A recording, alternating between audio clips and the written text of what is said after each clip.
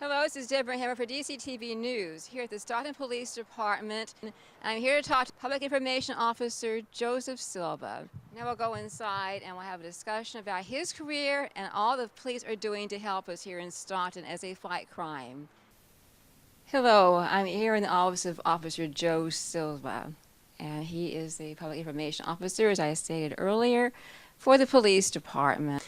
Now, when did you begin with the Stockton Police Department? I began my career with the Stockton Police Department on April 16th, 1996. Started out as a patrol officer. Did you graduate? Are you from Stockton? Yes, I went to local schools here, and then I went to college, 2 years at Delta College, and then transferred up to Sac State, where I got my bachelor's degree in criminal justice. All right. Now, you told me you were a detective before you became a public information officer. Yes, prior to working with the media in my new capacity as a public information officer, I was a robbery homicide detective for 7 years. So you understand the challenges Stockton's going through right now with crime so high.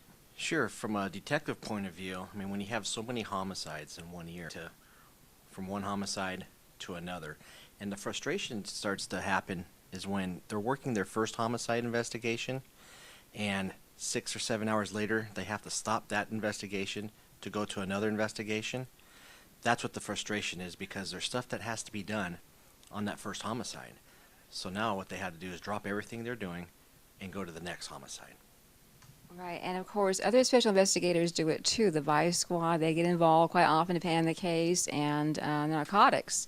Now, you have a task force now. I know the narcotics department is no longer the way it was. That is a huge problem throughout Stockton as well.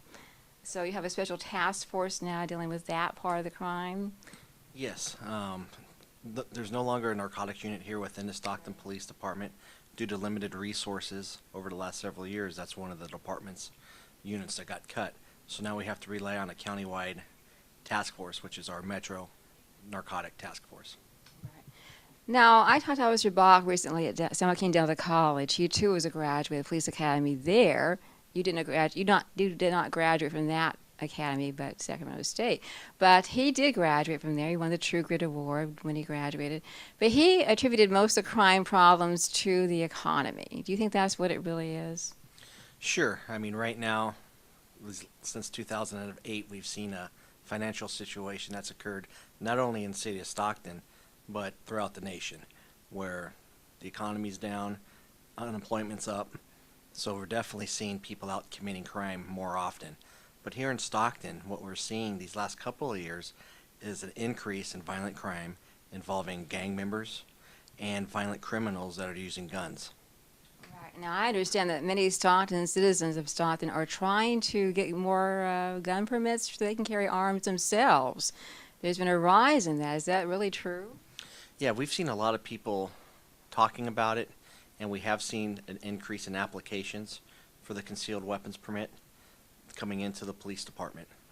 And do you find that alarming or a good thing?